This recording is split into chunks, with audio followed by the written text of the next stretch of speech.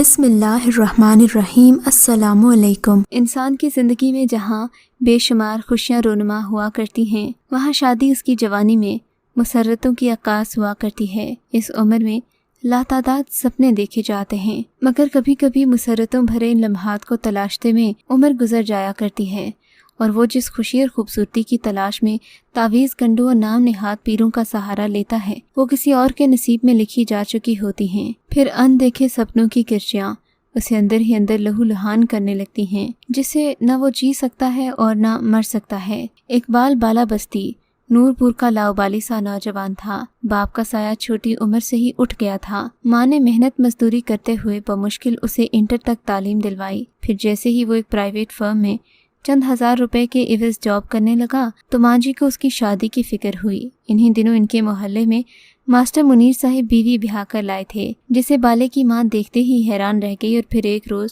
سارا بیگم سے رہا نہیں گیا۔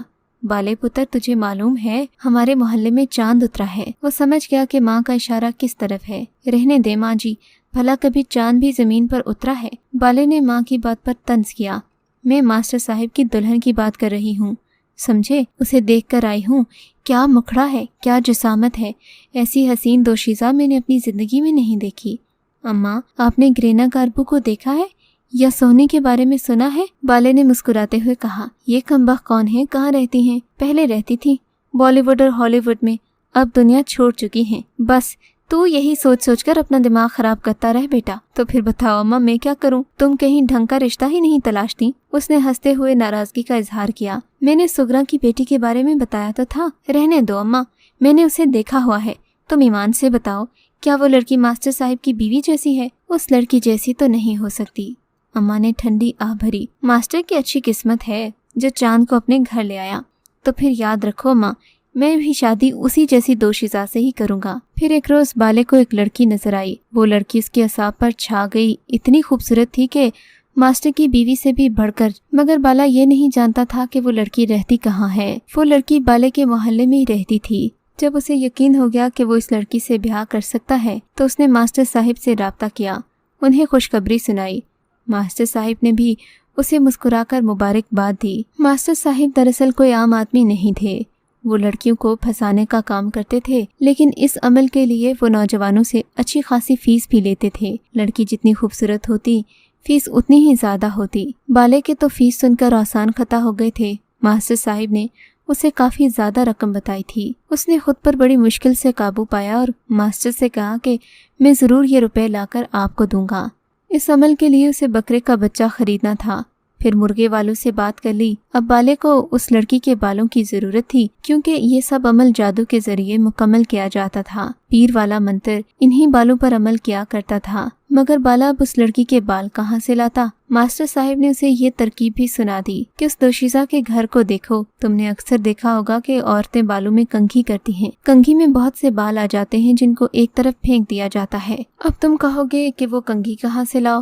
تو بھئی گھروں میں عموماً ماسیاں پائی جاتی ہیں جو ان لوگوں کے کام کاج کیا کرتی ہیں۔ تم اسی عورت کو چند 100 روپے کی عوض یہ کام کروا سکتے ہو۔ اس سے کہنا کہ بالوں کا گچھا لا دے، اس کے لیے یہ کام آسان ہے۔ وہ لا کر دے گی تو ہم سیدھے پیر کے پاس جائیں گے اور پھر دیکھنا ان کی کرامت۔ چلو یہ بھی کر کے دیکھ لیتے ہیں، بالے نے کہا۔ یوں اس نے دوشیزہ کے گھر میں کام کرنے والی ماسی کو تلاش کیا۔ سنو جی، مجھے تم سے ایک کام ہے۔ نہ بھائی، میرے پاس ٹائم نہیں ہے، 5 گھر پہلے ہی میرے پاس ہیں، باری باری سب کا کام کرنا پڑتا ہے۔ وہ نہایت روکھے پن سے بولی۔ نہیں جی، گھر میں کام نہیں کروانا، ایک دوسرا کام ہے۔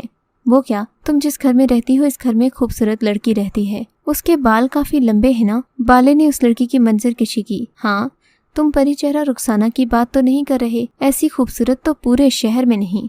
وہ ہنسی۔ مگر مجھے ایک کام ہے، اس کے بال چاہیے۔ یہ بات سن کر کام والی بھی اچھل پڑی۔ نہ بھائی نہ، میں ایسا کام نہیں کرتی۔ ایک تو میرا بچہ بیمار ہے، ڈاکٹر نے 500 روپے فیس مانگی ہے، وہ تک دینے کے پیسے نہیں ہیں۔ اب میں یہ گناہ کا کام کروں؟ بس پھر کیا تھا، مجبوریوں کے ہاتھوں وہ عورت بھی بک گئی، اور کرارے کرارے نوٹ دیکھ کر اس نے بال لانے کا وعدہ کر لیا۔ پھر کیا تھا، بال لے کر وہ اپنے ماسٹر عزیز کے پاس پہنچا اور اسے بتایا کہ میں نے سب چیزوں کا और रकम का बंदोबस्त कर लिया है। वो दोनों बाबा के पास पहुँचे जो एक गंदे नाले के पास रहता था। उसकी झोंपड़ी से अक्सर बदबू आया करती थी। बाला सोचता कि ये लोग अगर इतने ताकतवर होते हैं तो ऐसी बदबू और गंदी जगहों पर क्यों रहते हैं। शायद इसलिए कि फिर इंसान का नसीब ही यही बन जाता है कि चाह कर भी वो उस दौलत का फ़ायदा नहीं उठा सकता जो उसने अपनी ताकत और ईमान बेचकर हासिल की होती है। मास्टर से अजीब सी बदबू आ रही थी।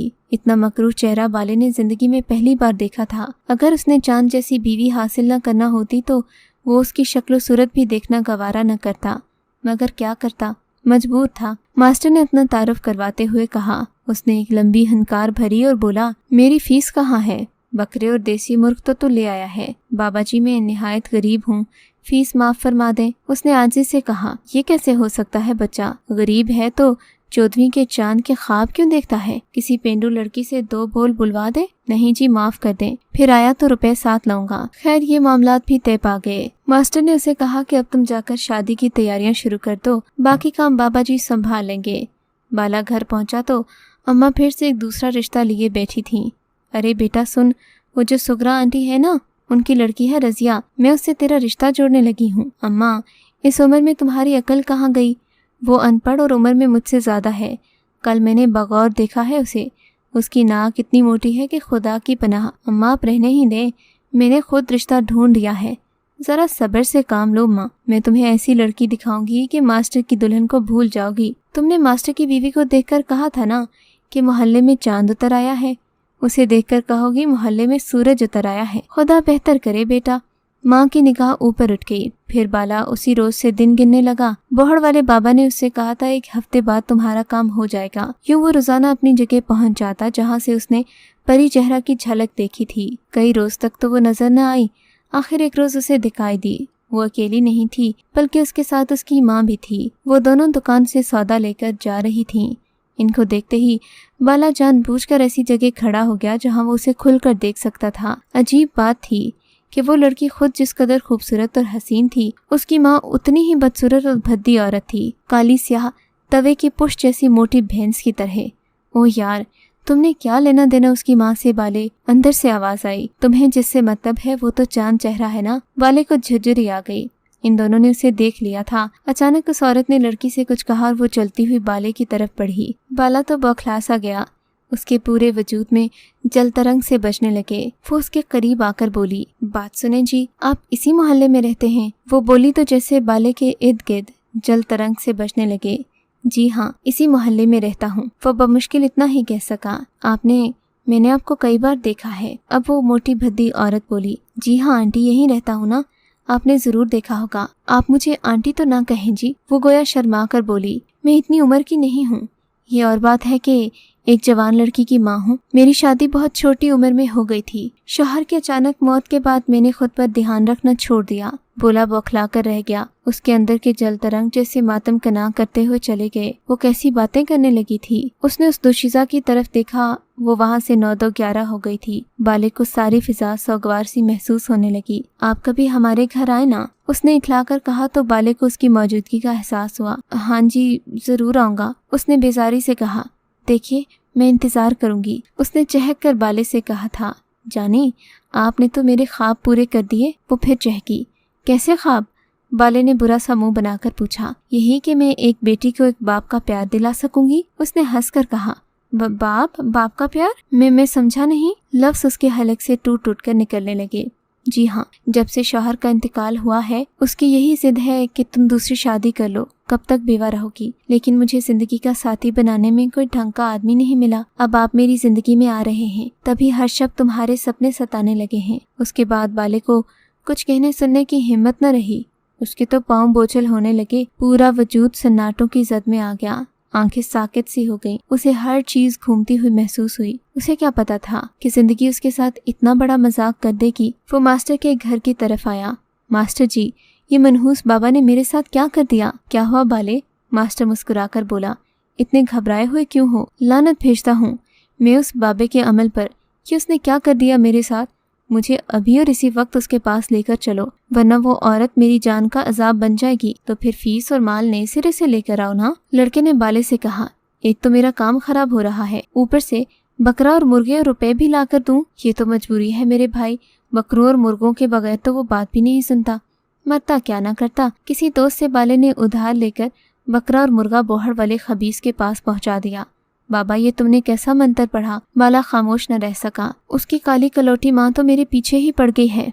देखो बाले मियाँ, ऐसा कभी नहीं हो सकता कि मेरा जंतर काम न करे। मैंने 10 साल छंगा मांगा के जंगल में तपस्या की है, किसी का काम आज तक नामुकम्मल नहीं रहा। मैं अपने फन का माहिर हूँ, तो फिर ये सभी क्या कुछ है? मास्टर भी हैरान होकर बोला, मूर्ख ये बता, तुझे यकीन है कि बाल उसी लड़की के थे? कि क्या मतलब? बाला हैरान सा हुआ। हो सकता है कि वो बाल उसी औरत यानी कि उसकी माँ के हों। बाबा बोहड़ वाला हैरानगी से बोला। बाला सन्नाटों की जद में आ गया। उसने तो इस अंदाज से कभी सोचा ही न था। इसका मतलब ये हुआ कि कमबख्त मासी ने उसे धोखा दिया। वो लबों ही लबों में बुड़बुड़ाने लगा। बाबा अगर मैं उस लड़की के बाल ला कर दूं तो? नहीं मूर्ख, अब सब बेकार है। बाबा गिरज कर बोला, मेरा मंत्र एक घर में एक ही मर्तबा और एक ही कन्या के काम आ सकता है। अब तुम किसी और जादू टोने वाले बाबा को देखो। ये सुनकर बाला सन्नाटे में आ गया। उस पर लानत भेजता हुआ वापस जाने लगा। मास्टर मेरी फीस? उसने गिरजदार आवाज में मास्टर को पुकारा। मास्टर ने कुछ नोट बाबा की तरफ बढ़ाए। बस यही है जी, काम तो मेरे दोस्त का हुआ नहीं। बाला बहुत गुस्से में था। यार तुम ये बताओ, तुमने बाबा को पैसे किस बात के दिए जबकि तुम्हें पता है कि काम नहीं हुआ? कुछ हिसाब किताब था, वो बोला। कैसा हिसाब किताब? बाला हैरान हुआ। भाई अब तुमसे क्या छुपाना, वो बोला। बाबा के पास जितने मुर्गे और बकरियां आते हैं मैंने उनका ठेका ले रखा है। सभी माल में आगे सप्लाई कर देता हूँ। क्या ये तुम्हारा बिजनेस है? बाला हैरान हुआ। हाँ यही काम है, अपनी दाल रोटी तो इसी से चलती है, वो ढटाई से बोला। अब बाले का वहाँ 1 मिनट भी रुकना फजूल था। खामोशी और बेबसी से वो घर चलाया। उसकी माँ उस वक्त किचन में थी। वो सीधा उसके पास पहुंचा। अम्मा तुम क्या बता रही थी? सुगरा की लड़की रजिया? हाँ मैंने तुमसे उसकी बात की थी बेटा। तो चली जा अम्मा उनके घर, मैं इस रिश्ते के लिए तैयार हूँ। बाला हंसकर बोला। लेकिन अब क्या फायदा बेटा? माँ ने बगौर बाले की तरफ झांका। वो क्यों? वो हैरान सा हुआ। इसलिए कि उसका रिश्ता हो चुका है। चांद की 14वीं को उसकी शादी है, अम्मा बता रही थी। और वो होशो हवास की दुनिया से बेगाना होता चला जा रहा था। यूं 14वीं के चांद की सी बीवी का ख्वाब अमावस की स्याह रात में कहीं जाकर गुम हो गया। अगर आपको ये कहानी अच्छी लगी है तो इस वीडियो को लाइक कीजिए और इस तरह की मज़ीद वीडियोस देखने के लिए हमारे चैनल को सब्सक्राइब कीजिए।